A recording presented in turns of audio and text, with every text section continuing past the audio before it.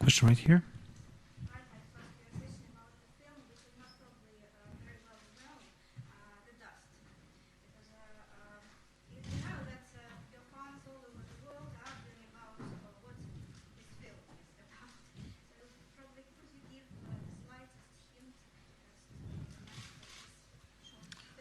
Being asked about a short film called Dust, which I'm sure that you're the only person in this room that's seen. So, what do you mean, what is it about? It ought to be pretty clear, I think. It's about dust. Let me ask you, what do you think it's about?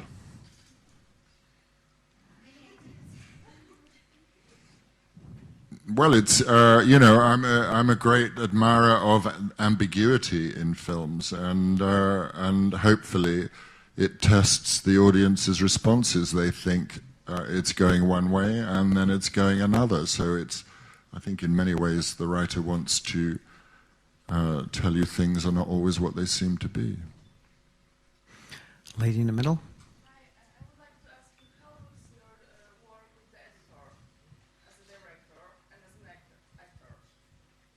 In this film or in general? Yeah, right at the beginning, Nick Gaster said to me, okay, this is like a marriage, with all that's perhaps good and bad about that. I think it's a very difficult relationship, because you have to give your editor some freedom, but you have to make sure that it's your film, I think. And so there are times when it becomes not confrontational, but you have to stand up for what you believe. But also the editor has to feel freedom to try things. And then you have to try to be open enough to accept them. And some of them are quite difficult to watch, yeah. I don't think there are any general rules, because it's about two human beings and it's going to be different every single time. But I hope to grow up enough one day to be able to walk away from the editing room and let the editor get on with it for a week, rather than, rattling the door and saying, what are you up to in there? Gentleman at the top.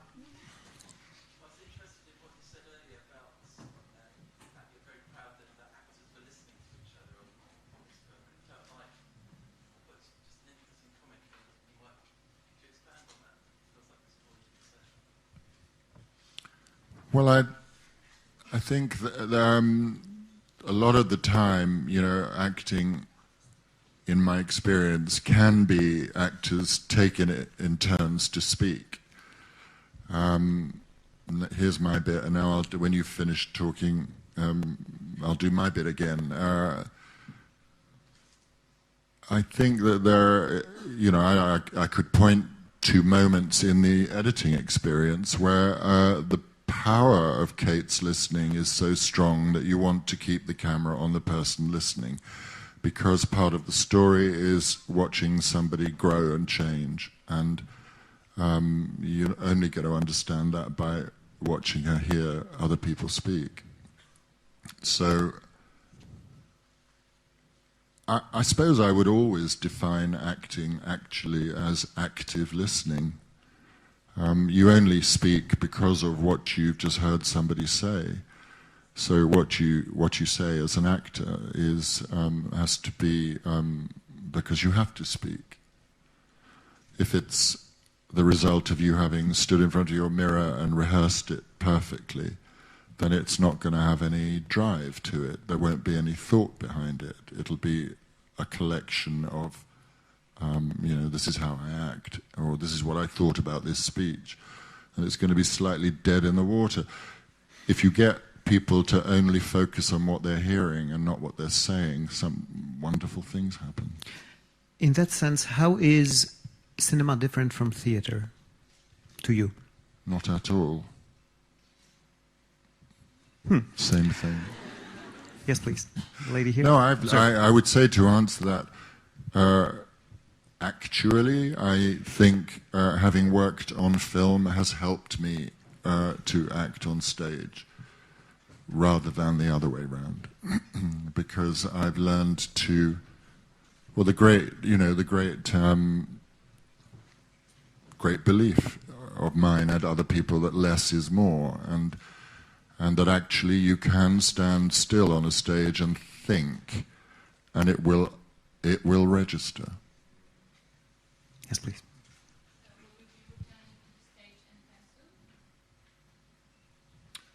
Will I be returning to the stage? Well, I hope so. Yes, I'm not. I've had to say no to everything I've been asked to do because of traveling with this film until the spring, I guess, when it comes out. Then I can think about it again. But you need a lot of stamina. You need a different kind of stamina on stage. 8 shows a week, 3 hours, and you can't do anything during the day. You know, everything's geared towards 8 o'clock at night, and then maybe you're doing it for 6 months.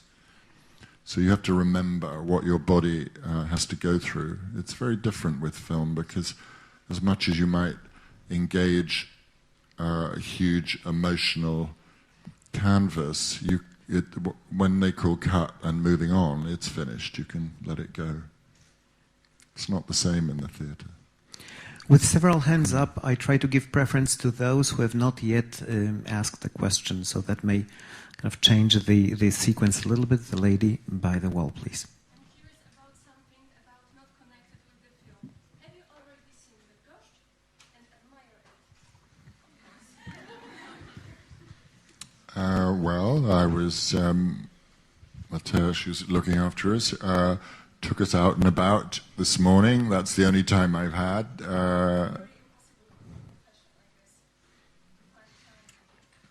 Well, it's not that, but I mean, we're only here for like 2.5 days, so... but of course I'm curious. I don't want to stay in a hotel all the time. I'd much rather know where I am, so... But Sunday's not a good day, because everything's closed. Question in the middle.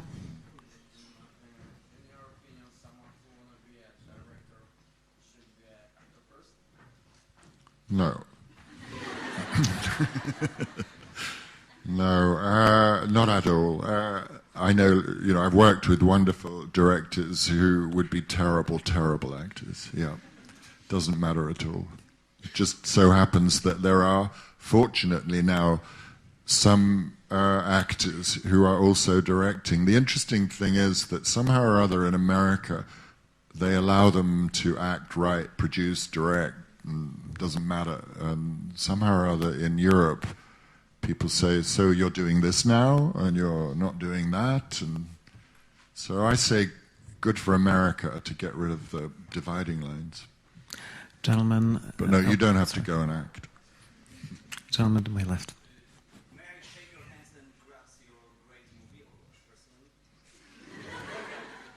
You may, yeah. Thank you.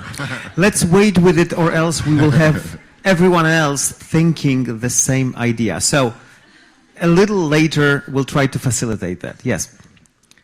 Obviously, you played a plethora of different styles of role throughout your career, from villains to comedy to romanticism. Was this film an opportunity for you to go back to more of a satirical comedy route to kind of impress the audience with your wit, which maybe has not been seen as much as maybe your villainous roles?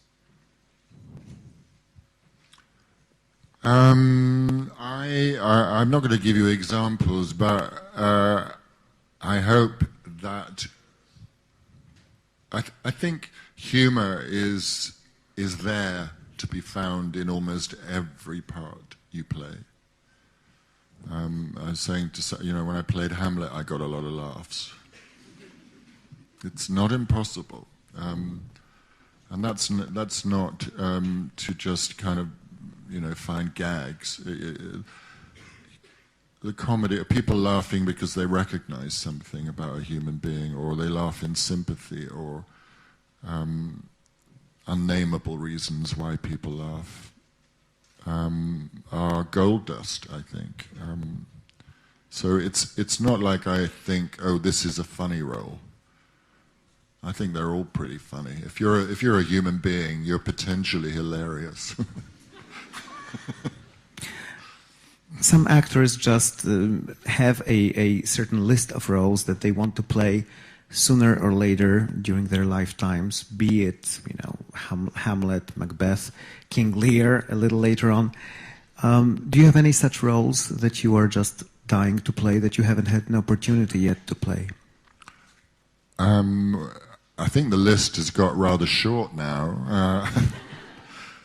No, I think the trouble with saying I want to play the X part is that it means you've already started to make some decisions about it, and I'd much rather. First of all, I love new writing, and so you never know what that's going to contain. And secondly, other people's imaginations are really rather more interesting than my own. And I'd much rather come to a rehearsal room available and open, not already knowing what I want to do. Lady right here.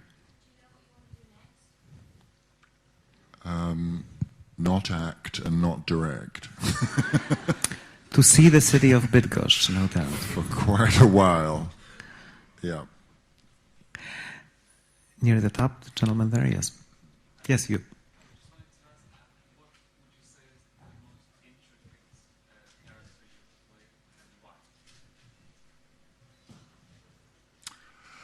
What's the most interesting character? Well, I mean, I hope that I've found them all interesting on some level. Otherwise, they wouldn't. Complex, intricate, I think was the word. I really do get involved in different ways. I would feel like I was being. It was sort of favoritism to pick anything out. I'd say, however, that I've played, well, including Louis XIV now, I've played a few people who really existed. And that's quite a challenge because, so for example, if you're playing Ronald Reagan or Eamon de Valera, you know, half of the people who know anything about either of those people hate them or love them. So you're standing on a tightrope in terms of other people's perceptions. With somebody like Louis XIV, people come with all sorts of preconceptions. And as I said at the beginning, this film is not remotely historically accurate. You know, if it had been, I would have not had to stand up or dance in it at all because he couldn't at that point. He was in a bath chair being wheeled around. And if you're playing a real person, you have to try to get rid of any judgments about them. You become very protective of them, actually, in order to try to present somebody clearly and cleanly so that other people can make the judgments. And I remember when I was rehearsing De Valera and Neil Jordan, this is in the film of Michael Collins, Neil Jordan said to me when we had a read-through, he said, "So do you hate him yet?" And that really made me put boxing gloves on behalf of that character. Because, you know, it would be no secret, and if Neil were here now, he would tell you that, you know, De Valera is not exactly his favourite character in history, in Irish history. So you become very protective of them, and I think it's similar with Ronald Reagan. Was a lady there? Yes. How long were the rehearsals in comparison to when you were in theater? And do you feel that you need more time or less time or equal time when you direct film in comparison to theater? This is about rehearsals for film. Yeah, it's a controversial area. Of course, producers don't really understand what rehearsal is for, and so they don't want to pay for it. With a film like this, I think it's crucial. We only had like 10 days maybe, but at least you're able to talk about language and the weight of it and the tone of it, and to discover maybe things that could be cut, because an actor can make a thought, a connection much quicker by taking a line out. So I think you only discover those things when you have a marketplace situation. When you're on the set, the pressure is so great. But I know there are actors who would say, I can't stand rehearsing, I just want to do it, and I don't want to be thinking about reproducing something, nor do I. But I just think it's a good place for everybody to, well, to create a kind of democracy, I suppose. But listen, I mean, there are so many... If it wasn't for the money, yeah, I would have more rehearsals, but that's just my taste. You know, I'm absolutely not saying it should be a rule book. Gentleman here.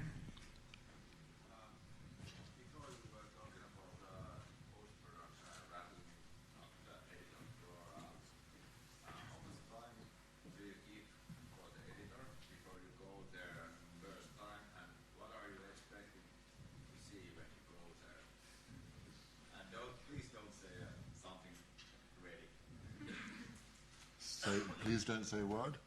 Something that is ready. Oh no, it wasn't ready. I'm being asked about the relationship with the editor and what it was like at the beginning. Well, one of the problems about acting and directing a film at the same time is that you have, in my experience, no time to look at the rushes every day or dailies, or whatever word you want to use, and also no desire to. That would be the last thing I'd want to do at the end of the day. So, when it came to watching his rough assembly, I'd had no conversation with him at all. He even shot a couple of bits and pieces, because, you know, I couldn't get this piece of footage and be in a scene. So there's a couple of bits and pieces that Nick actually shot with me giving him, you know, a list of what the shots were. So, for example, the scene towards the end of the film when Kate presents Louis XIV with the rose, and then he's standing there with all his men and the women, that made no sense whatsoever in the rough assembly, because Nick had no idea what was going on with people's eyes and you know what the agenda was. So there was a lot of work to do. And I remember him showing me the film, which at that point was 2 hours and 42 minutes, I think. I think it's now 1 hour and 50. And I watched this 2 hour, 40-minute thing, and then at the end of it, the lights went up, and he said, well, you made a movie. It's just part of the process. I'm sure it's different if you're talking to the editor the whole time. Then, you know, there's something shared, but he was working on his own. So are you going to see this long director's cut on DVD one day? Never, ever, no. There was a lady at the top, please.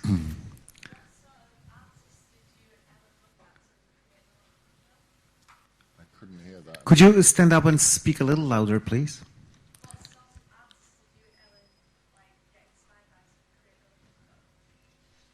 What sort of what? Artists. Oh, painters, you mean?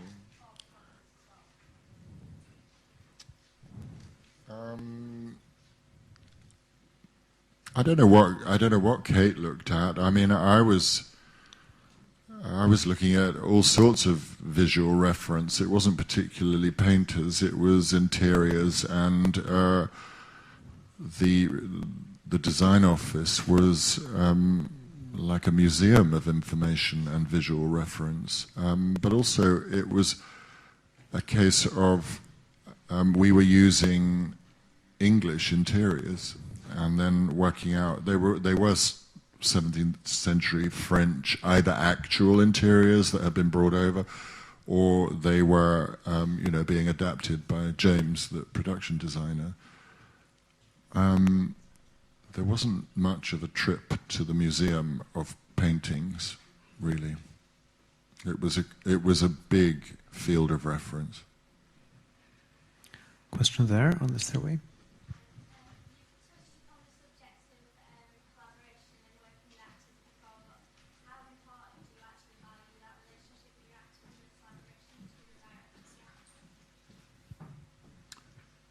How important do I find the relationship between actor and director? Well, I guess, of course, to me, it's everything. It's what I understand. I hope it's evident in the film. I hope that the feelings and thoughts are transmitted to you. You don't get any of that just with camera work. There's something much more to do with the actor and the conversation with the director. What are you thinking? What are you feeling? What's happening here? Talking about that. And a lot of it's silent. So, it's a huge part of it to me. In terms of that collaboration, there are directors who are more hands-on. They more specifically try to craft the performance by the actor. And then there are those who simply give the actors more of a free rein. Where do you fit as an actor? Namely, which do you prefer when you act? And is it the same way when you direct someone else? I think with this film I was probably quite controlling because of its innate rhythm and the less is more of it, and the please don't act, just say it, think it. So, any overacting was smacked quite early on. Not in a bad way, but no, I think it's an interesting question. I think the writing itself made very specific demands. It's not naturalistic English, actually, as much as it may sound like it. It isn't. It's quite constructed, and that means everybody has to land on it in the same way. Otherwise, we're making, 5 different movies.